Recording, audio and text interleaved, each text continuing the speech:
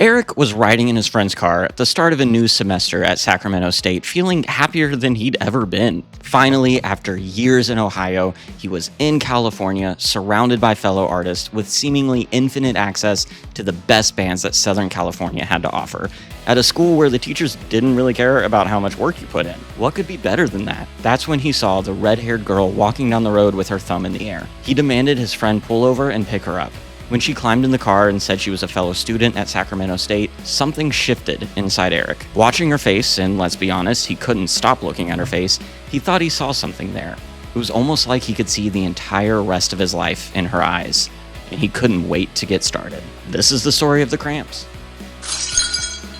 If you end up enjoying this video, please consider giving it a like. That really helps me in all the algorithm behind the scenes magic-y stuff. And if you want to learn more about music history with me, that's what I'm trying to do on this channel, feel free to subscribe. If you want a more direct impact on how this channel operates, consider becoming a member. I'll post polls and let members vote on what is covered next. And I even do some members only content every once in a while. So if you're interested in that, link is in the description below. Eric Perkeiser was born in 1946 in a small town outside of Akron, Ohio, to parents who were strictly Catholic. His dad worked at Goodyear. Akron was actually known as the rubber capital of the world because of it being the center of manufacturing for rubber and tires in America. When he was 10, Eric fell in love with rock and roll by watching bands play an event called the Doghouse that happened at his local high school every Saturday night. He would watch through the windows as bands like the Ramblers played and, quote, I watched them play, and then when they were coming out and loading their equipment, the guy was coming out with a cigarette, and the cop says, hey, no cigarettes, and the guy just threw it right at his feet and walked right by.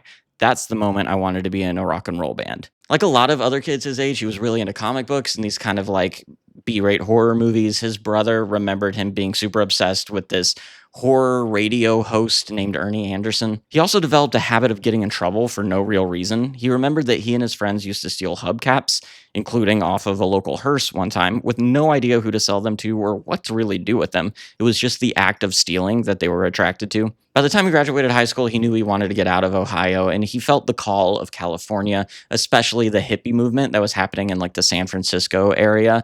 So he decided to go attend an art college out there, and he wasn't really playing in bands back home. He loved music, he loved rock and roll, but he wasn't actually a musician himself. His brother was. His brother was playing in several local bands around Akron. So once his brother got this letter from Eric, and kind of surprised him because his brother was like, I want to do what you're doing. I want to play in these bands. And Eric was always more of like a graphic artist than a musician, so that was kind of surprising to him. By 1972, he was living in Sacramento and attending the kind of strange Sacramento State College. He remembered saying it was a college as stretching it a bit. You'd get credit for just going there and everything. It was just a bunch of weirdos. One day, Eric and a friend were driving near campus when they saw a pretty girl hitchhiking. Of course, they stopped to pick her up. Sorry if the mic is shaking. My cat is right down here like playing with a string around the mic base, so he keeps wobbling it.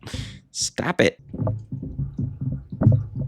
That was a 19-year-old Christy Wallace, who was also a student at Sacramento State and was heading back to her apartment from campus. That meeting changed the rest of their lives. Christy Wallace was from California. She was born in San Bernardino in 1953 to a musical family. Her grandfather was a violinist who played with the great John Philip Sousa. That grandfather taught her older brother all about music, mostly the guitar, and then that brother taught Christy. She always found energy and passion in music, saying, when I was very little, I was especially fixated on a stompin' 45 my brother had, Martian Hop by the Randells. He would play it when his friends came over because they got a big kick out of watching me jump and fly around the room and off the furniture every time I heard it. Her family moved around a lot when she was growing up, so she was never able to form a community that lasted. She was never able to develop long-lasting friendships, so she needed to find ways to entertain herself. One of the ways she did that was by learning rudimentary guitar chords and just kind of playing around with that. It was the only musical education she really got, learning those rudimentary chords from her older brother. So she was enjoying music, also getting into a little bit of minor trouble and pretty much ignoring school when she saw Bo Diddley live in Sacramento. That was what began convincing her that maybe she should focus more on music and have a go at this professionally. Because at the time, Bo Diddley had a guitarist named the Duchess. Her real name was Norma Jean Wofford, and she replaced Peggy Jones, making her Bo's second female lead guitarist. Aside from her playing, she had a well-known aesthetic, often wearing skin-tight clothes on stage, and she was actually featured on album covers because of her look. And Norma Jean was replaced before Christy saw the show, and Bo would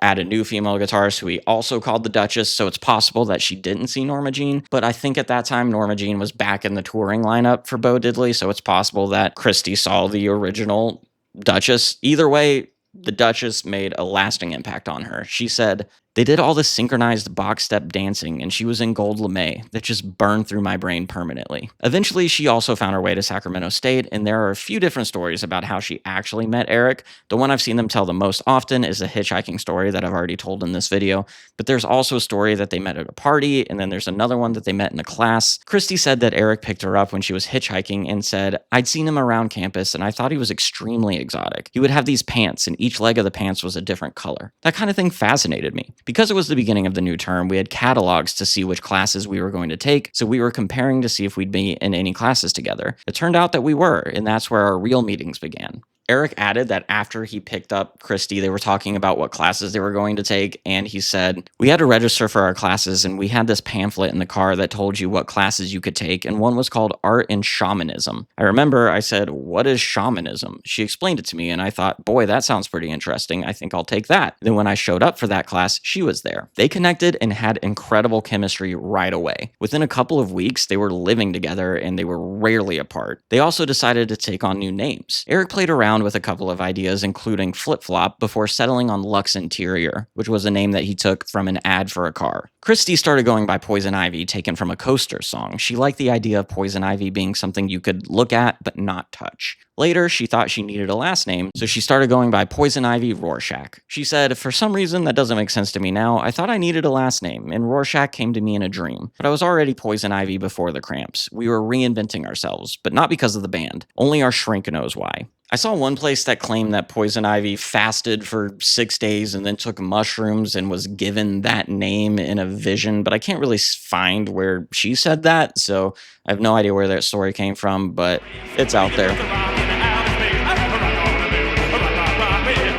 California, they got more into rock and roll and rockabilly, falling in love with older styles of music. But they were also really intrigued by some of the new stuff that was coming out, particularly bands like the New York Dolls and T-Rex, and how they blended this glam fashion with the classic rock sound. They were going to a ton of rock and roll shows in Southern California and eventually had the dangerous thought that so many have had before them, we should do that. They already had that image of those kind of Dolls glam rockers down. They just needed to do the rocking part. In 1972, their coursework at Sacramento State had ended and they needed to get out of California. Apparently, they needed to flee the state, and they've never really explained why. At one point in one interview, Poison Ivy said that there were legal reasons why they needed to leave the state, but she didn't want to get into it. So no one really knows why, but they ended up back in Akron, and they found that rents were much cheaper, so they were able to get this 3-story house and have band practices in the attic, which was great for them. There was a somewhat vibrant local music scene in Ohio, but Lux and Ivy didn't know about it until they went to see a band called Television play a show in Cleveland where A Rocket from the Tombs, which was a legendary Cleveland-based band, opened for Television. It was that show that convinced the two that something was going on in New York and they wanted to be a part of it. So they packed up and moved, getting to New York in 1975 right at the start of that first wave of punk. In Manhattan, they immediately started to get plugged into that new community and get a band together. It was relatively easy for them to get into that CBGB scene because they had made friends with fellow Ohio punk band The Dead Boys, who preceded them in the scene by a little bit. Lux and Ivy were calling themselves the Cramps and had come to New York with big dreams and a few demos, but they knew they needed something more. They knew they needed to expand the band, so they brought in Brian Gregory. Brian was born in 1951 in Detroit. Even though he was a fan of music, specifically the Rolling Stones, he wasn't musical himself and had never really indicated that he wanted to play music or be in a band at all. In one interview, he said that he spent some time living in California working at a munitions factory making bombs for the Vietnam War, but that's kind of about the only background I could find on him. He had recently moved to New York to pursue a graphic arts career when he met Lux at Musical Maze, which was a trendy record store that they both worked at. Lux liked his artistic style and his energy and his aesthetic, so he asked him to join the band. Brian liked the imagery of the band, so he said okay. As Ivy remembered, he loved art, jewelry making, decorating. I think it was the visual aspects of the Cramps that appealed to him most. And Lux remembered Brian joining, saying, "One day I asked Brian if he wanted to make a rock and roll band, and I said I already have a name for it, the Cramps. It's the perfect name." We laughed about it a little while, and the next day he walked in with a guitar with Cramps stenciled on the outside, so it was too late to turn back.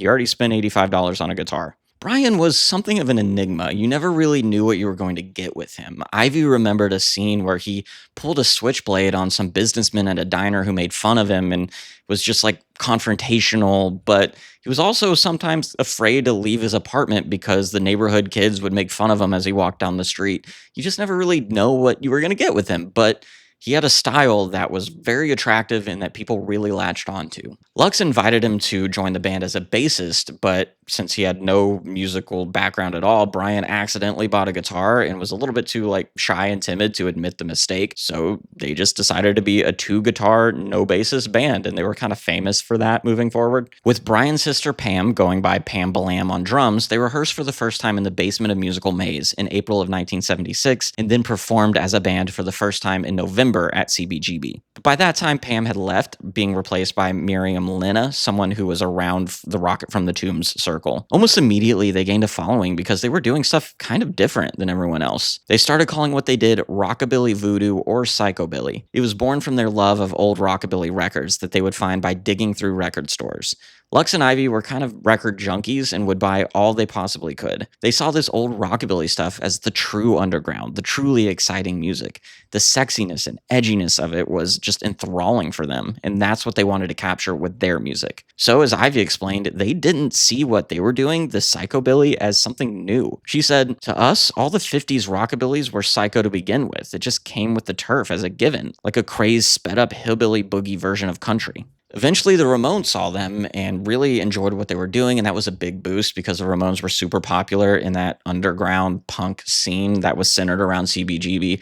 And the Cramps kind of had an unofficial residency going on at Max's Kansas City. They would play there all the time. While that was happening, Poison Ivy got a job as a dominatrix because she said she could make more money doing that than waiting tables, so she was kind of helping to support the band in that way. They recorded a demo in early 1977, and then Miriam left the band, replaced by Nick Knox. That lineup of Lux, Poison Ivy, Nick, and Brian would be known as kind of the classic Cramps lineup, though the lineup was never steady for too long. The band started to get more and more attention for their live shows, with people realizing the absurdity, but also the strange, dangerous edge to them. There was something attractive about this feeling that anything could happen at any moment at one of their shows. One reviewer of a gig in New York said, "It was dumb, it was corny, it was straight out of Charles Adams, it was entirely appropriate. The Cramps did all right in the squeeze. Houdini died for somebody's sins, but not theirs. Cramps have magic, agreeably gruesome, will give you no pain. And novelty. Buy it before it dies." And one reviewer for a show in London said that after seeing the Cramps, everything else that was going on at the time felt pretty stale. They independently released 2 singles before being signed by Miles Copeland to his brand new IRS label. Miles is the brother of Stuart Copeland, the drummer of The Police, and IRS is the label that would also launch REM. Through IRS, they were able to record their first album in Memphis at Sun Studios, or the new Sun Studios that Sam Phillips had built. It wasn't the original one with all the iconic Elvis and Jerry Lee Lewis and Johnny Cash recordings. It was kind of like a new space. But still, Ivy and Lux idolized Sun Records and Sam Phillips and that whole rockabilly scene that kind of grew out of it. So getting to record at Sun Studios in any capacity was like a dream come true for them. They released their debut album in 1980 as Songs the Lord Taught Us, and it didn't perform all that well commercially, but it was praised as being strange in the best possible way. Apparently, recording was pretty tough, with the band fighting often and the producer not really seeming to care all that much and preferred just getting stoned in the background while they argued about the sound. The darkness and fuzz of the album was especially appreciated in the UK, where they first toured in support of The Police. But in May of 1980, this rapid and exciting rise hit a snag when Brian Gregory abruptly quit the band. Ivy claimed that Brian was ready to leave by 1979. As the band got off the ground and started touring and recording regularly, Brian just wasn't clicking with the pace of it. He didn't fully understand the driving motivation behind the band. He didn't understand the artistic vision. He wasn't completely bought in, so it was hard to commit himself fully to that kind of pace. She blamed it on a combination of too much hard work, chemical haze, and backstage leeches who drove Brian to the next bright, shiny object in his path in a pursuit of so-called social relevance. But Lux seemed to think it was the added pressure of Brian's image being kind of the lightning rod of the press. He was always seen as the most goth, for lack of a better word, so any controversy centered around him and his image. Lux remembered a certain time that music press indicated that Brian was leaving to join a voodoo cult, and that kind of added controversy and attention just wore him down. Brian went on to play in a band called Beast, and then with his wife Robin created a horror TV show host character called Freezer. By the 90s, he was living in Florida and managing an adult bookstore and pretty much losing interest in all of his musical goals. He passed away in 2001. An old band member suggested it might have been from AIDS, but I'm not sure that was ever confirmed, and his ex-wife said that it was from a heart attack. To replace him, the band brought in Brian Tristan, better known as Kid Congo Powers, who was previously the bassist in the band The Gun Club. The Gun Club had a kind of similar audience to the Cramps, so the fit worked pretty well right away. They also relocated back to California around that time, so I guess the legal issues cleared up. After releasing their second album, Psychedelic Jungle, in 1981, which was self-produced and half the songs were covers, the band got into some disagreements with Copeland and IRS. They started to think that they were not being paid enough royalties. Through the resulting legal process, Copeland essentially locked them down. He would not let them record anything or sign to a different label until 1983. According to Lux, this was the worst period for the Cramps. He said, "We weren't getting our money. People think we sued them for money, but the only thing we wanted was off the label. We couldn't record, and it went on for a long time." When they were finally able to sign to a different label, they felt like they wanted to get new material out there as quickly as possible since it had been several years. So in 1983, they released a live album called The Smell of Female. This album really saw them lean into the kind of campy cult horror style that would essentially be their image for the rest of the life of the group. By 1986, they were ready to put out a new album, and they decided to actually use bass on it. The album did pretty well in Europe, but wasn't as successful in the States. They would continue releasing albums until 2003 with a rotating lineup, always around Lux and Ivy. They were primarily known as a live band with a cultish following that never achieved widespread commercial success and slowly drifted away from that dark, dangerous energy that they put out in the early years. On November 4th, 2006, the band played their last show at the Fillmore Auditorium in San Francisco. In 2009, Lux passed away suddenly from a pre-existing heart condition at the age of 62. Although they might not have achieved massive success, the Cramps were a one-of-a-kind band that left a massive impact on the music industry. Quite understandably, Ivy decided to retire the Cramps with Lux's passing, and she's kept a pretty low profile ever since. That's the story of the Cramps. There's a lot more we could have talked about with them, especially in the 80s and getting into the 90s, but I think they were just such a interesting, unique band that did what they wanted to do, created a whole world around who they were, and influenced so many people. So let me know what you think. Let me know your thoughts about the Cramps. If you've ever seen them play live, let me know, because I haven't, so that would have been really cool to see. So let me know what you thought about that experience. Let me know anything that I missed out on that you thought should have been covered. Drop that in a comment below.